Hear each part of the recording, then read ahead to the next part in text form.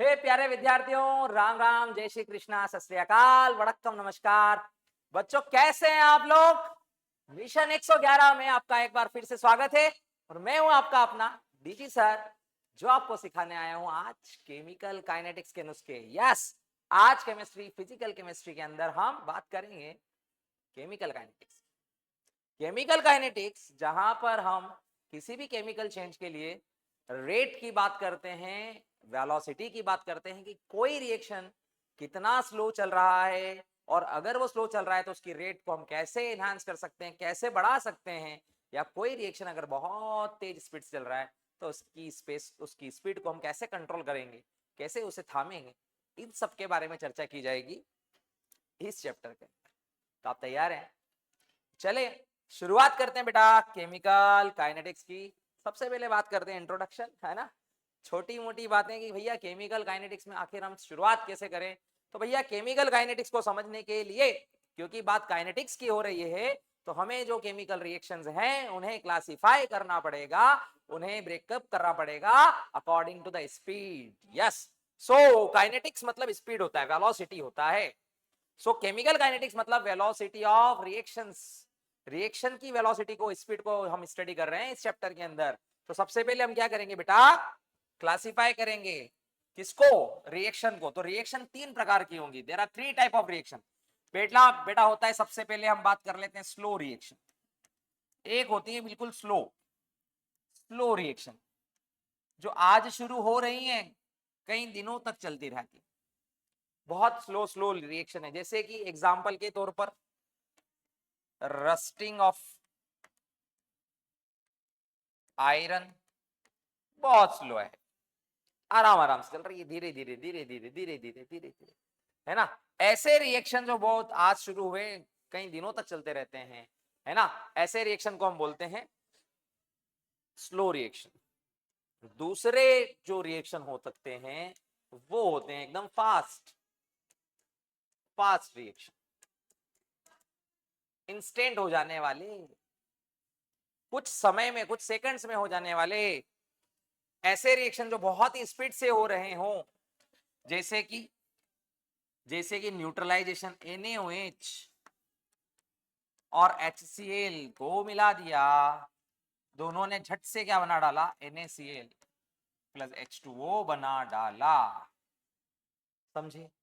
आपने NaCl में AgNO3 मिला डाला, तुरंत तुरंत प्रिसिपिटेट बन गया, AgCl प्लस NaNO3 बन के सॉल्यूशन में रह गया, PPT बन गया। आयनिक रिएक्शंस जो होते हैं जनरली बहुत फास्ट होते हैं, बहुत तेजी से होते हैं। ऐसे रिएक्शन को हम फास्ट की कैटेगरी में कंसिडर करेंगे। और तीसरी कैटेगरी होती है जिसकी स्टडी हम यहां करते हैं, that is moderate, moderate reaction. Sir ये रिएक्शन वो होते हैं जो बहुत फास्ट भी नहीं हो रहे हैं और बहुत स्लो भी नहीं हो रहे हैं, एक नॉर्मल स्पीड से ये रिएक्शन चल रहे हैं, कुछ मिनट्स में, कुछ घंटों में, कुछ दिनों में ये कंप्लीट किए जा सकते हैं। ऐसे रिएक्शंस को हम क्या कह सकते हैं, मॉडरेट रिएक्शन कहते हैं। जैसे कि inversion of sugar, inversion of sugar, जैसे कि hydrolysis of Easter, hydrolysis of Easter जिसकी हमें यहाँ स्टडी करना है। जैसे कि फॉर्मेशन ऑफ अमोनिया, अमोनिया का फॉर्मेशन, जैसे कि ऑक्सीडेशन ऑफ सल्फर डाइऑक्साइड। ऐसे रिएक्शन को हम यहाँ स्टडी करते हैं। जैसे कि ऑक्सीडेशन ऑफ अमोनिया, अमोनिया का ऑक्सीडेशन भी इसी की स्टडीज में आ सकता है। ऐसे कई सारे रिएक्शन आप इसके अंदर स्टडी कर सकते हैं, जैसे कि formation of HI and so many things. ऐसी सारी स्टडी को हम यहाँ पर स्टडी करने वाले। तो चलिए, है ना, अब बात करते हैं। देखो भैया, हमने रिएक्शंस को क्लासिफाई कर लिया, अब बात करते हैं भैया रेट ऑफ रिएक्शंस क्या होती है। और इसे एक्सप्रेस कैसे करते हैं, इसे लिखा कैसे जा सकता है, इसके न्यूमेरिकल कैसे सॉल्व करेंगे अगर न्यूमेरिकल आए तो। सो रेट ऑफ रिएक्शन क्या होती है, देखो हम इसको लिख सकते हैं कि change in molar concentration of reactant और products in per unit time.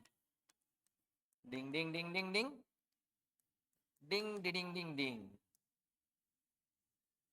है ना। मोलर कंसंट्रेशन मतलब जो भी रिएक्शन हो रही है उसमें कंसंट्रेशन ऑफ रिएक्टेंट कम हो रहे हैं और कंसंट्रेशन ऑफ प्रोडक्ट बढ़ रहे हैं। वक्त के साथ रिएक्टेंट धीरे धीरे धीरे धीरे कम होता जा रहा है और वक्त के साथ धीरे धीरे धीरे धीरे प्रोडक्ट बढ़ता ही जा रहा है। तो चेंज इन कंसंट्रेशन, कितना चेंज हो रहा है। मान लो कोई रिएक्शन है, ए से बी जा रही है, ए से बी जा रही है, जहां पर ए एक रिएक्टेंट है और बी एक प्रोडक्ट है। मान लो इसकी स्टाइकियोमेट्री N1 है और इसकी स्टाइकियोमेट्री N2 है। तो इस रिएक्शन के लिए ध्यान से सुनना, इस रिएक्शन के लिए रेट ए के रिस्पेक्ट में भी डिफाइन की जा सकती है और बी के रिस्पेक्ट में भी डिफाइन की जा सकती है। तो सर जी इस रिएक्शन का जो रेट होगा वो रेट क्या होगा, आर बराबर, रेट आर बराबर होगा -1/N1। ये स्टाइकियोमेट्रिक कोएफिशिएंट को आपको क्या करना है, डिवाइड कर देना है और change delta, change in concentration of A divide by change in time, time में कितना चेंज हुआ। या तो आप ऐसे लिख दो या फिर आप लिख दो 1/N2। सर यहां पे माइनस क्यों लगाया, क्योंकि कंसंट्रेशन ऑफ ए डिक्रीज हो रहा है, वो रिएक्टेंट है, और कंसंट्रेशन ऑफ प्रोडक्ट बढ़ रहा है। तो इसको ऐसे लिख देंगे delta B by delta T. तो ये इस तरह से हम क्या कर सकते हैं, किसी भी रेट ऑफ रिएक्शन को एक्सप्रेस कर सकते हैं change in concentration of reactant और प्रोडक्ट के फॉर्म में। सर समझ नहीं आई बात, बता दो। सर हमने लिखा एक रिएक्शन एन, हमने लिखा एक रिएक्शन N2 + 3H2 रिवर्सिबल, या हम इसको रिवर्सिबल ना मानते हुए नॉर्मल मान लेते हैं, ट्वाइस अमोनिया ओपन कंटेनर में ही रिएक्शन मान लेते हैं। और ये रिएक्शन है भैया, और यहाँ पर ये बैलेंस रिएक्शन है। तो अगर मुझे इस रिएक्शन का रेट एक्सप्रेस करना है तो मैं लिखूंगा आर। अब मैं इसके फॉर्म में भी लिख सकता हूं, इसके फॉर्म में भी लिख सकता हूं, इसके फॉर्म में भी लिख सकता हूं। तो जब भी मैं रिएक्टेंट के फॉर्म में लिखूंगा मैं माइनस लगाऊंगा, और जब भी मैं प्रोडक्ट के फॉर्म में लिखूंगा मैं प्लस लगाऊंगा। स्टाइकियोमेट्री को डिवाइड कर दूंगा, ये हो जाएगी 1/1 मतलब -1, और लिखूंगा change in concentration of N2 divide by change in concentration, change in time. Sir ये क्या है, ये इनिशियल कंसंट्रेशन और फाइनल कंसंट्रेशन का डिफरेंस है। ये क्या है, ये इनिशियल टाइम और फाइनल टाइम के बीच का डिफरेंस है। सर ऐसे ही यहां लिख सकते हैं -1/3 change in concentration of hydrogen divide by change in concentration of time. और बेटा इसको यहां से लिख सकते हैं +1/2 change in concentration of, change in concentration of ammonia divided by change in time। ऐसा हमने लिख दिया, और इस तरह से हम क्या कर लेंगे, कैलकुलेट कर लेंगे रेट को, रेट को। अब यहां पर दो इंपॉर्टेंट टर्म और आती है, एक आता है रेट ऑफ डिसअपीयरेंस। अच्छा बताओ डिसअपीयर कौन हो रहा है, धीरे धीरे कौन कम हो रहा है, रिएक्टेंट। तो रेट ऑफ डिसअपीयरेंस किसका होगा, ऑफ रिएक्टेंट होगा, राइट। उसी तरह से एक होता है हमारा rate of appearance of product, rate of appearance of product. मान लो वो रिएक्शन है N1A से जा रही है N2B, ये रिएक्शन है। तो इस बार अगर आपसे पूछा जाए कि rate of disappearance of A क्या होगा, सो रेट ऑफ डिसअपीयरेंस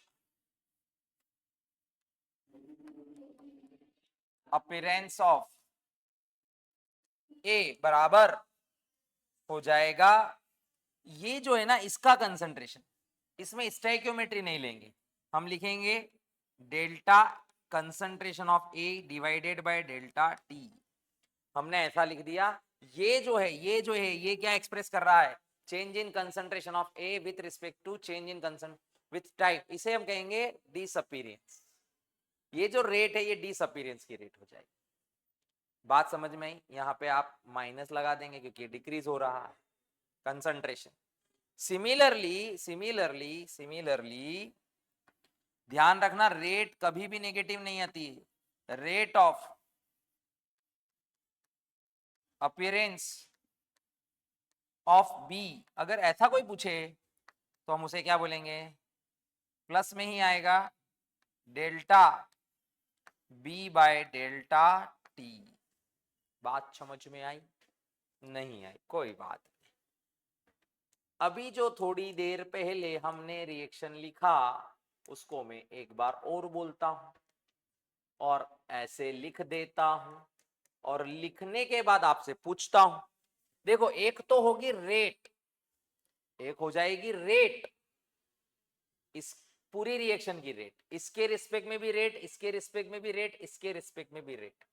तो अगर कोई आपसे बोलता रेट तो आप लिखते minus change in concentration of N2 divide by dt, या आप लिखते -1/3 change in concentration of hydrogen divide by dt, या आप लिखते 1/2 change in concentration of ammonia divide by dt।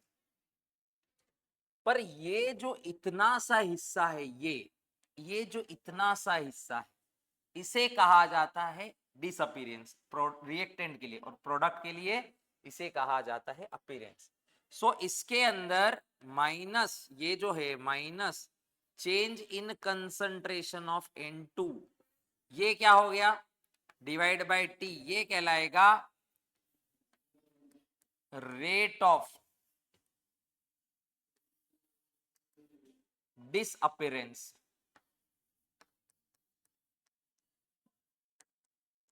किसका? नाइट्रोजन का। Similarly minus delta H2 bye delta T, ये क्या कहलाएगा, रेट ऑफ डिस अपीयरेंस, किसका? हाइड्रोजन का। उसी तरह से प्लस में delta ammonia divide by delta T, ये क्या कहलाएगा, rate of appearance, rate of appearance of ammonia. Get it? अब अगर हमारे पास ये वैल्यूज हों तो इन वैल्यूज को, रेट ऑफ डिसअपीयरेंस को या रेट ऑफ अपीयरेंस को, उसकी अपनी स्टोइकियोमेट्री से अगर हम डिवाइड कर दें तो हमें रेट मिल जाएगी, और रेट में इनकी अपनी स्टोइकियोमेट्री से हम क्या कर दें, मल्टीप्लाई कर दें, तो रेट ऑफ डिसअपीयरेंस मिल जाएगी। क्या मतलब हुआ? बस सर ये क्या बोले आप? देखो, मतलब अगर मैं बोल रहा हूं कि N2 + 3H2 से अगर हम बना रहे हैं ट्वाइस अमोनिया, तो इसका जो रेट है, रिएक्शन का रेट, वो इक्वल होगा, किसके इक्वल होगा,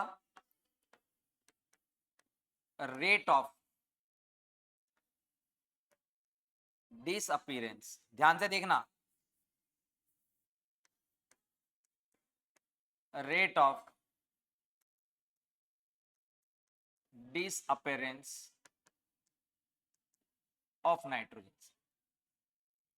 वहीं पे हम बोल सकते हैं कि ये जो रेट है बराबर होगा, इसकी स्टोइकियोमेट्री कितनी 3 है, तो 1/3 होगी किससे, into rate of disappearance of hydrogen.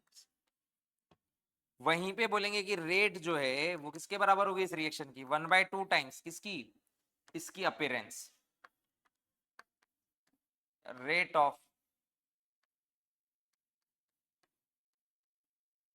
Appearance. समझे, आया ना समझ, इंटरेस्टिंग। और अगर मान लो मुझे रेट ऑफ डिसअपीयरेंस निकालनी होगी तो मैं रेट इनटू स्टोइकियोमेट्री कर दूंगा, रेट ऑफ डिसअपीयरेंस किसी का भी निकालना, क्या करोगे, रेट इनटू स्टोइकियोमेट्री कोफिशिएंट कर देना। जैसे कि अगर मुझे हाइड्रोजन का रेट ऑफ डिसअपीयरेंस निकालना होता, मतलब मुझे निकालना है delta H2 divide by delta T, तो मैं क्या करूंगा, मैं लिखूंगा रेट इनटू उसकी स्टोइकियोमेट्री कितनी है 3, ऐसा कर बस 3 टाइम हो जाएगी, रेट से 3 गुना। समझे। अगर मैं बोल रहा हूं कि रेट ऑफ अपीयरेंस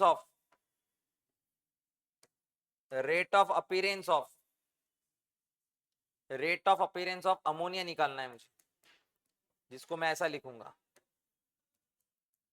तो वो हो जाएगी रेट इनटू 2।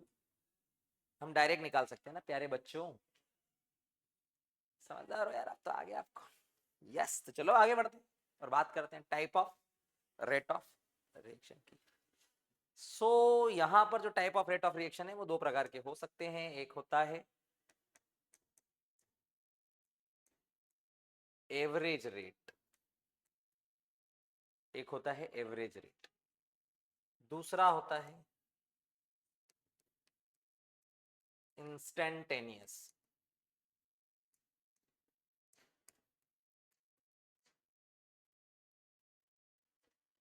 इसका मतलब होता है rate in a time interval, मतलब एक छोटा सा टाइम इंटरवल है, मतलब 5 मिनट का, 10 मिनट का, 15 मिनट का, ऐसा हमने टाइम इंटरवल लिया कि रिएक्शन स्टार्ट हुई, 15 मिनट के बाद रेट कितना, 10 मिनट के बाद रेट कितना, तो टाइम इंटरवल हो गया। ये होता है रेट इन स्मॉल टाइम और एट एन इंस्टेंट, किसी पर्टिकुलर पॉइंट पर। अभी रेट कितना है, अब तक रेट कितना, एवरेज मतलब शुरू से लेकर अब तक क्या रेट से स्पीड चल रही है, वो एवरेज है। अभी कितना है, क्योंकि जैसे जैसे रिएक्टेंट की संख्या कम होती चली जाएगी रेट चेंज होती जाएगी, रेट बदलता जाएगा, कंसंट्रेशन से रेट बदलता रहता है, तो हर समय रेट सेम नहीं रहेगा, तो वो रेट 2 प्रकार से बांट दिया। इसको समझने के लिए ग्राफिकल मेथड भी लिया जाता है, तो मैं इसका ग्राफ अगर ऐसा ले लूं, यहां पे हम ले लेंगे कंसंट्रेशन, यहां हम ले लेंगे टाइम, ये कंसंट्रेशन ऐसे ऐसे ऐसे ऐसे करके डिक्रीज होता जा रहा है। ठीक है बाबूराव, देखो अब मान लो कि ये टाइम है, तो यहां पे एक टाइम ले लेते हैं, इस टाइम पर ये एक टाइम है t1, और इस टाइम पर यहां एक t2, यहां से यहां पर, यहां से यहां पर, ये एक टाइम इंटरवल हो गया ना ये। तो इस समय कंसंट्रेशन इतना था C1, इस समय कंसंट्रेशन इतना है C2, तो क्या कर देंगे minus of C2 minus C1 divided by T2 minus T1। ये जो मिलेगी ये तुम्हें मिलेगी एवरेज रेट, एवरेज। सर फिर इंस्टेंटेनियस वो भी निकाल लेते हैं, ऐसा ही ग्राफ बनाओ, कंसंट्रेशन वर्सेस टाइम का ग्राफ लेना है। कंसंट्रेशन तो धीरे धीरे धीरे धीरे डिक्रीज हो रहा है, किसी इंस्टेंट पर, किसी मोड़ पर, यहां पर एक पॉइंट है, इस पर हमें निकालनी है, तो यहां से हम क्या करेंगे, परपेंडिकुलर लेंगे, डिंग डिंग डिंग डिंग डिंग डिंग डिंग डिंग डिंग डिंग डिंग डिंग डिंग डिंग डिंग डिंग डिंग डिंग, और दोनों जगह पे एक्स और वाई एक्सिस पे मिला देंगे। ये यहां से लेके यहां तक ये वाली इस डिस्टेंस, और यहां से लेके यहां तक ये जो डिस्टेंस, ये स्लोप है इन दोनों का रेशो। इसको मैं 0 ले लेता हूँ, ओ ले लेता हूँ, इसको मैं y ले लेता हूँ, इसको मैं x ले लेता हूँ। सो ये जो स्लोप है ये हो जाएगा O Y divide by O X, और इसी को हम इंस्टेंटेनियस रेट कहेंगे। उसकी अलग अलग पॉइंट पर ये स्लोप अलग अलग है, किसी भी इंस्टेंट पे निकालने का ये तरीका होगा इसको, that is instantaneous rate. Graphical method से इसे निकाल लेंगे। आगे बढ़ते हैं। अफेक्टिंग फैक्टर, अच्छा रेट को कोई अफेक्ट भी कर सकता है क्या? बिल्कुल। सबसे पहले तो तंदुरुस्त टेम्परेचर,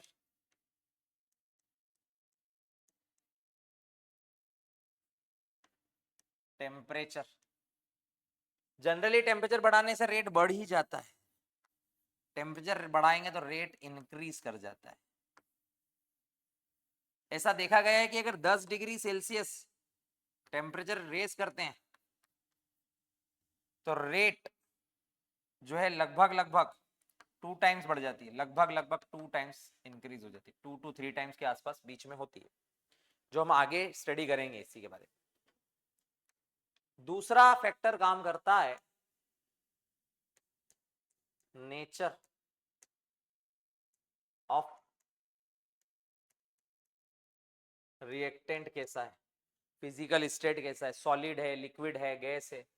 सॉलिड जो है वो स्लोली रिएक्ट करते हैं तो स्पीड कम आती है, लिक्विड जो है वो फास्ट रिएक्ट करते हैं तो स्पीड ज्यादा आती है, गैसेस बड़ा बड़म बुड़म रिएक्ट करती है, तेजी से रिएक्ट करती है। तो नेचर पे भी डिपेंड, पोलर है नॉन पोलर है, उस पर भी डिपेंड करता है कि नेचर कैसा है। तीसरा फैक्टर जो है वो काम कर सकता है कैटालिस्ट, बहुत इंपॉर्टेंट है ये भी कैटालिस्ट। आपने तो सुना ही होगा किसी भी रिएक्शन की रेट इंक्रीज करने के लिए और डिक्रीज करने के लिए ही कैटलिस्ट यूज करते हैं। जनरली ये दो प्रकार के होते हैं, positive catalyst, negative catalyst. Negative catalyst जो होते हैं उन्हें इनहेबिटर भी कहा जाता है, और कैटलिस्ट को पॉजिटिव कैटलिस्ट ही माना जाता है। तो अगर हमने किसी रिएक्शन में कैटलिस्ट डाल दिया और वो कैटलिस्ट काम कर गया तो रेट ऑफ रिएक्शन बढ़ जाएगी, और इनहेबिटर डाल दिया तो रेट ऑफ रिएक्शन कम हो जाएगी। तो रेट को चेंज करने के लिए हम कैटलिस्ट का उपयोग करते हैं। चौथा फोर्थ वन होता है, फोर्थ वन होता है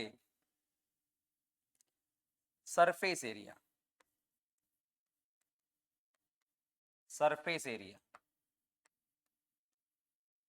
सरफेस एरिया है ना। जनरली अगर हम देखें कि किसी चीज का सरफेस एरिया बढ़ाते हैं तो वो ज्यादा रिएक्टिव हो जाता है।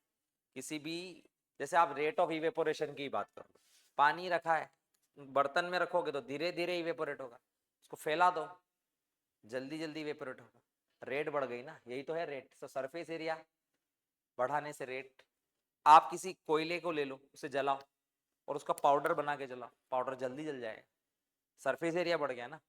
एयर में सरफेस एरिया ज्यादा होता है इसीलिए तो जल्दी रिएक्ट करती है।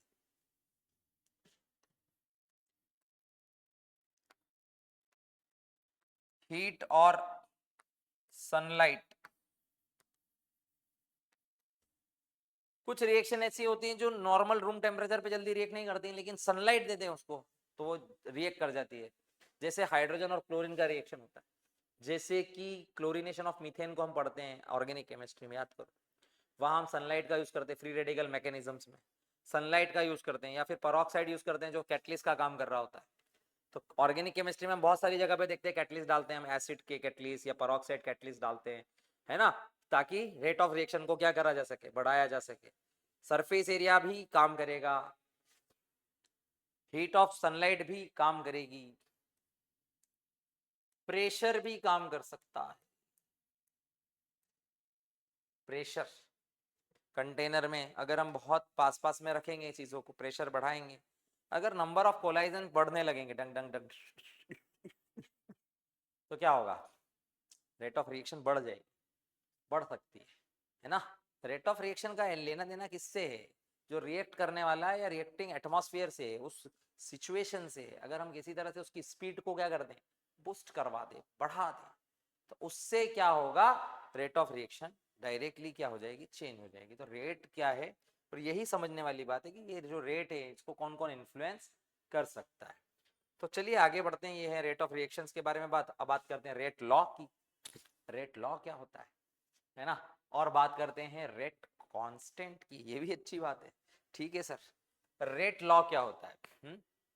सो देखो, मान लीजिए कि हमारे पास एक रिएक्शन है, कोई भी रिएक्शन हो सकती है, कैसी भी रिएक्शन हो सकती है। मान लो हमने एक रिएक्शन ले ली ए, मान लीजिए हमने रिएक्शन ले ली N1A प्लस N2B, एक रिएक्शन है जो प्रोडक्ट फॉर्म कर रही है, कुछ भी प्रोडक्ट हो सकते हैं जो प्रोडक्ट फॉर्म कर रही है। ठीक है, तो इस रेट लॉ का कहना है, रेट लॉ ये कहता है कि इस रिएक्शन की जो रेट है, इस रिएक्शन का जो रेट है, रेट वो डायरेक्टली प्रोपोर्शनल होगा इनके कंसंट्रेशन से। रिएक्टेंट के जो है ना कंसंट्रेशन, कंसंट्रेशन ऑफ रिएक्टेंट से डायरेक्टली प्रोपोर्शनल होता है, डायरेक्टली प्रोपोर्शनल होता है where the power, where the power, यहां पे जो पावर है इन रिएक्टेंट के कंसंट्रेशन की, ये पावर है order of the reaction, where the power is that number on which rate of reaction depends. मतलब ये अल्फा और बीटा N1 N2 नहीं होते हैं यहाँ पर, ये अल्फा और बीटा ऑर्डर ऑफ रिएक्शन होते हैं। मतलब ए जो है इस ऑर्डर में रिएक्ट करेगा, बी जो है इस ऑर्डर में रिएक्ट करेगा या चेंज करेगा, या रेट ऑफ रिएक्शन ए के ऊपर इस ऑर्डर पे डिपेंड करेगी। अब ये अल्फा का जो वैल्यू है, ये जो रेट का ऑर्डर का जो वैल्यू है, ये 0 भी हो सकता है, ये 1 भी हो सकता है, ये 2 भी हो सकता है, ये 3 भी हो सकता है, ये फ्रैक्शनल भी हो सकता है, ये कुछ भी हो सकता है। तो रेट लॉ ये कहता है कि रेट ऑफ रिएक्शन जो है वो product of concentration of reactant के डायरेक्टली प्रोपोर्शनल होता है, where the power raise to their order of reaction, जो भी ऑर्डर है उसके रिस्पेक्ट में उसकी पावर रहती है यहाँ पर। ठीक है, तो यहाँ पर जैसे मान लीजिए, कोई जरूरी नहीं है, जैसे मान लीजिए मैंने लिखा मान लीजिए कि मैंने लिखा N2 प्लस 3H2 और मैंने लिखा ट्वाइस अमोनिया, तो कोई जरूरी नहीं है कि ये स्टोइकियोमेट्री यहाँ पे 1 है और यहाँ पे 3 है तो यही ऑर्डर में, ये हो भी सकता है, नहीं भी हो सकता है। तो हमें रेट लॉ जब हम एक्सप्रेस करते हैं, तो रेट लॉ को हमें कैसे लिखना होता है, rate is directly proportional to concentration of A reactant, concentration of B reactant की पावर। पावर में यहाँ पे वो ऑर्डर लेना है जिस ऑर्डर में ए रिएक्ट कर रहा है, जिस ऑर्डर में बीटा रिएक्ट कर रहा है। अब सर ये कैसे पता चलेगा कि अल्फा क्या है बीटा क्या है, तो ये जो अल्फा और बीटा होते हैं, ये अल्फा और बीटा जो होते हैं, ये are order of reaction with respect to A and B होते हैं रिस्पेक्टिवली, रिस्पेक्टिवली। एक तो ये बात है। दूसरी, ये वैल्यू जो होती है ये डायरेक्ट अपनी मर्जी से नहीं रखी जा सकती, एक्सपेरिमेंटल वैल्यू होती है, 100% एक्सपेरिमेंटल वैल्यू होती है, ये थ्योरेटिकल वैल्यू नहीं होती हैं, ये पूरी तरह से एक्सपेरिमेंटल वैल्यू होती है। और ये अल्फा का वैल्यू 0 1 2 3 नेगेटिव या फ्रैक्शन कुछ भी हो सकता है। तो सर हमें पता कैसे चलेगा, ये पता करने के लिए हमारे पास बहुत सारे तरीके होते हैं जो हम आगे सीखेंगे कि ऑर्डर ऑफ रिएक्शन को पता कैसे किया जाता है। अब ये जो ऑर्डर ऑफ रिएक्शन आपने लिखा, रेट लॉ लिखा, rate law is equal to sorry proportional to A की पावर अल्फा और बी की पावर बीटा, ऐसा आपने लिखा। अगर मैं इसे प्रोपोर्शनलिटी को इक्वलिटी में बदलूंगा तो ये के ए की पावर अल्फा बी की पावर बीटा हो जाएगा। यहां पर जो k है, ये जो k लिखा है इसी को हम रेट कांस्टेंट कहते हैं, रेट कांस्टेंट कहते हैं, या फिर इसी को हम वेलोसिटी कांस्टेंट कहते हैं, इसी को हम वेलोसिटी कांस्टेंट, और इसी को कभी कभी हम प्रोपोर्शनैलिटी कांस्टेंट भी कहते हैं, इसी को कभी कभी हम प्रोपोर्शनैलिटी कांस्टेंट भी कहते हैं। ये जो k होता है रेट कांस्टेंट, ये k जो होता है इसकी कुछ कैरेक्टरिस्टिक्स भी हैं, रेट कांस्टेंट की कुछ, रेट कांस्टेंट की कुछ कैरेक्टरिस्टिक्स भी हैं, कैरेक्टरिस्टिक्स ऑफ रेट कांस्टेंट क्या क्या होती है भैया? पहली बात,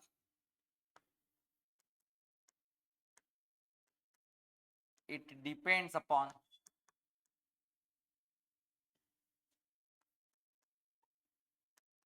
किस पे डिपेंड करता है? टेम्परेचर, एक्टिवेशन एनर्जी,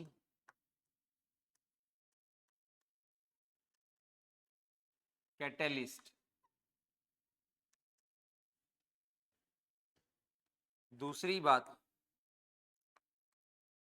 के इंक्रीज करता है, मतलब रेट कांस्टेंट इंक्रीज करता है, तो के इंक्रीज करता है तो रेट कांस्टेंट इंक्रीज करता है, रेट कांस्टेंट इंक्रीज करता है तो रेट इंक्रीज करती है, रेट इंक्रीज करती है, रेट इंक्रीज करती है। तो रेट कांस्टेंट जो है वो इनिशियल कंसंट्रेशन पे डिपेंड नहीं करता है, rate constant is independent from initial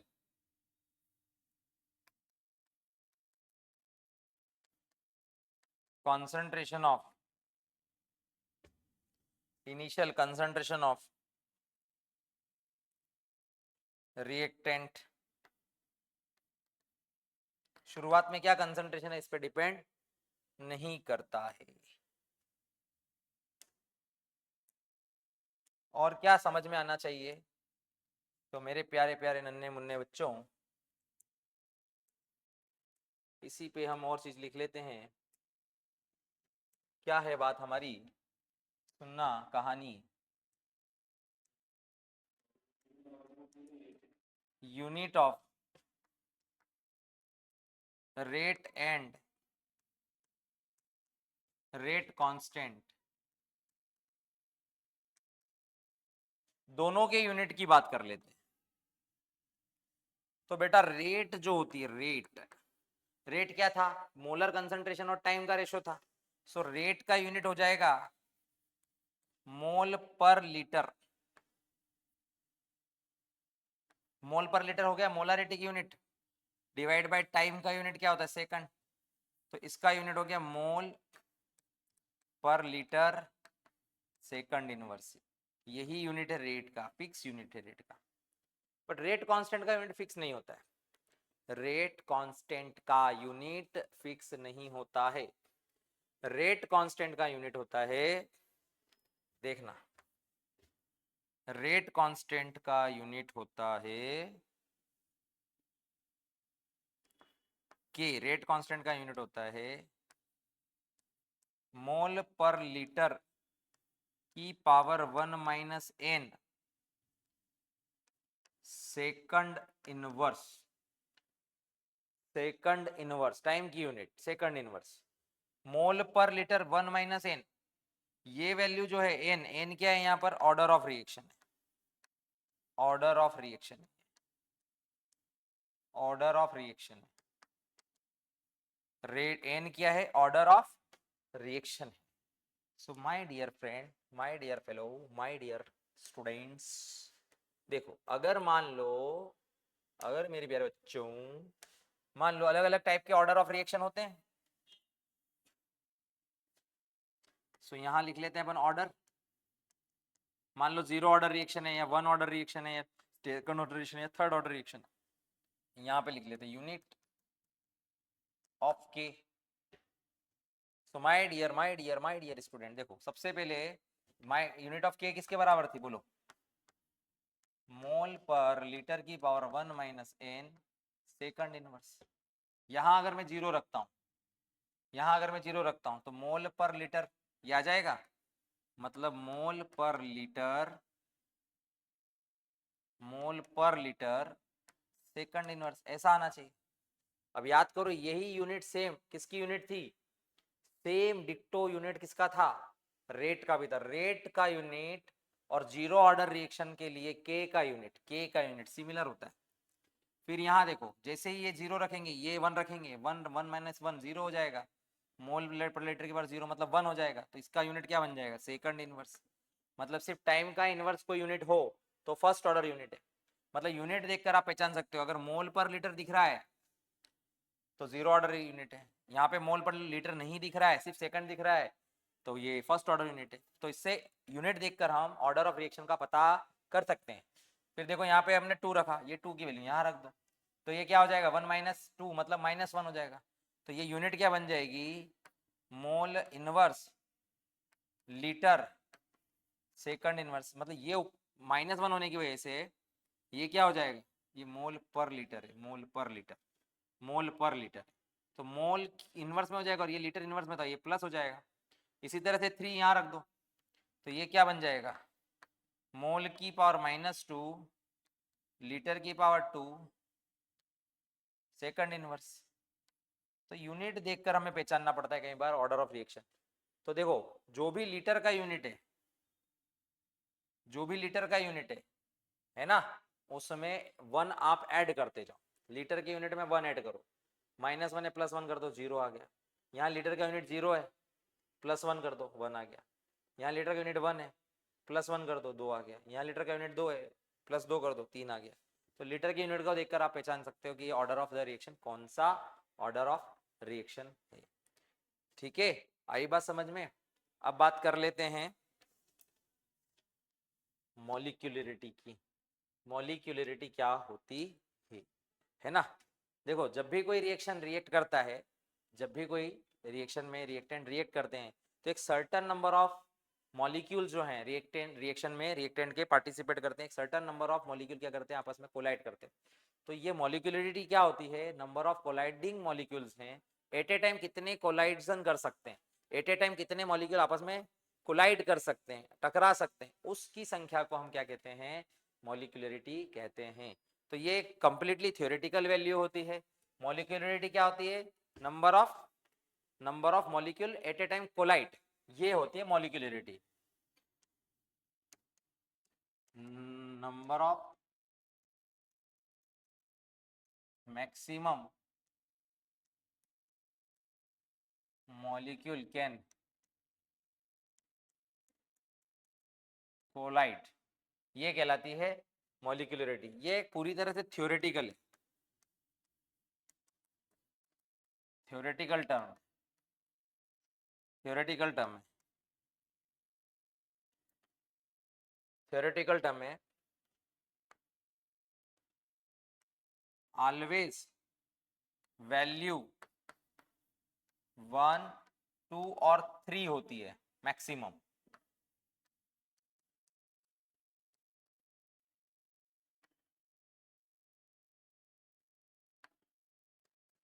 it's never, ये कभी भी, इट्स नेवर 0 नेगेटिव और फ्रैक्शनल नहीं हो सकती है। ये कभी भी नेगेटिव नहीं हो सकती, 0 नहीं हो सकती, फ्रैक्शनल नहीं हो सकती।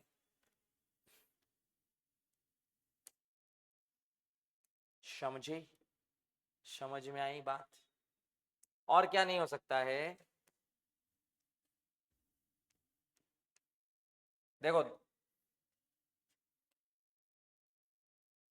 दो तरह के रिएक्शन होते हैं, देयर आर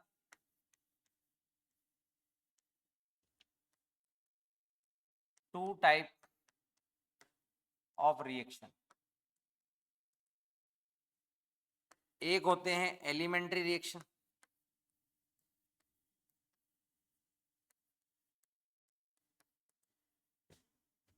दूसरे होते हैं complex reaction.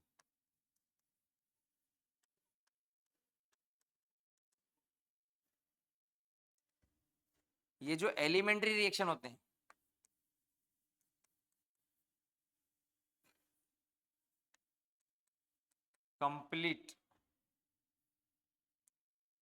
Complete in one step, एक ही स्टेप में कंप्लीट होते हैं।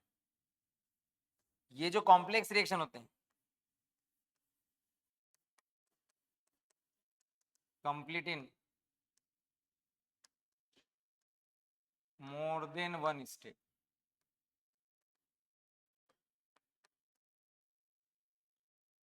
तो इस एलिमेंट्री रिएक्शन के लिए, जिसे सिंपल रिएक्शंस भी बोला जाता है, जो एक ही स्टेप में कंप्लीट होती है, इसकी जो मॉलिक्यूलरिटी होती है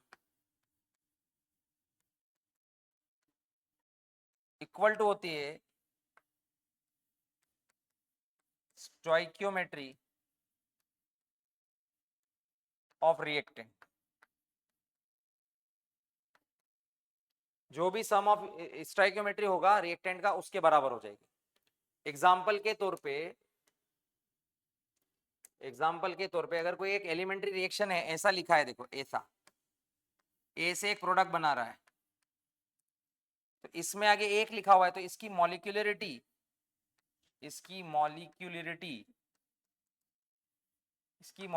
वन है। अगर मैंने लिखा 2a और ये 2a से प्रोडक्ट बना रहा है, ध्यान से सुनना, तो इसकी मॉलिक्यूलरिटी 2 हो जाएगी। अगर मैंने लिखा a प्लस बी, तो इसकी भी मॉलिक्यूलरिटी 2 हो जाएगी, 2 मॉलिक्यूल। अगर मैंने लिखा ट्वाइस a प्लस बी और उससे कोई प्रोडक्ट बन रहा है, हमें सिर्फ क्या देखना है, रिएक्टेंट देखना है, इसकी भी मॉलिक्यूलरिटी 3 हो जाएगी। पर 3 से ज्यादा मॉलिक्यूलरिटी नहीं होती है, मैक्सिमम 3 होती है, कभी भी फ्रैक्शन में नहीं आएगी।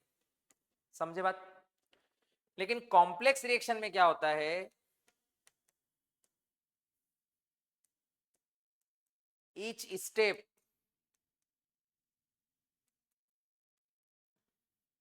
In complex reaction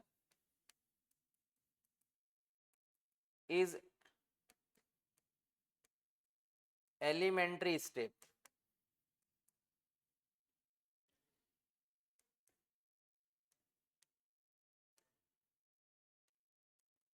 Each step have their own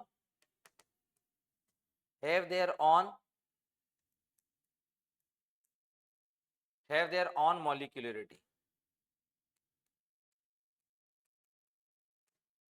सो इसकी मॉलिक्यूलरिटी को कैलकुलेट करना डिफिकल्ट है ना। इसकी जो मॉलिक्यूलरिटी है उसको कैलकुलेट करना आसान है, इसकी मॉलिक्यूलरिटी को कैलकुलेट करना, कॉम्प्लेक्स रिएक्शन की मॉलिक्यूलरिटी को कैलकुलेट करना मुश्किल है, कि हर स्टेप की अपनी अपनी मॉलिक्यूलरिटी होती है। और इसमें कॉम्प्लेक्स रिएक्शन में जो ऑर्डर होती है, ऑर्डर ऑफ कॉम्प्लेक्स रिएक्शन जो होती है, वो डिपेंड्स अपॉन आरडीएस। आरडीएस क्या होता है sir? Rate determining step. Sir ये क्या होता है रेट डिटर्मिनेटिंग स्टेप? बहुत सारे स्टेप्स हो रहे हैं, हर स्टेप की अलग अलग मॉलिक्यूलरिटी है, एज वेल एज हर स्टेप की अपनी अपनी स्पीड भी है। कोई स्टेप बहुत फास्ट हो रही है और कोई स्टेप बहुत स्लो हो रही है, तो पूरी रिएक्शन की रेट उस सबसे स्लोएस्ट स्टेप पर ही डिपेंड करेगी। उसी स्टेप को हम कहेंगे रेट डिटर्मिनेटिंग स्टेज या रेट डिटर्मिनेटिंग स्टेप। मतलब एक साथ बहुत सारे काम चल रहे हैं लेकिन एक स्टेप बहुत स्लो चल रही है, सो ओवरऑल रिएक्शन की रेट उस सबसे स्लोएस्ट स्टेप पर डिपेंड करेगी, तो उसी को हम मानेंगे रेट डिटर्मिनेटिंग स्टेप। तो बाकी की बात करेंगे आपसे अगले लेक्चर में, तब तक के लिए सायोनारा, फिर मिलेंगे दोबारा, धन्यवाद।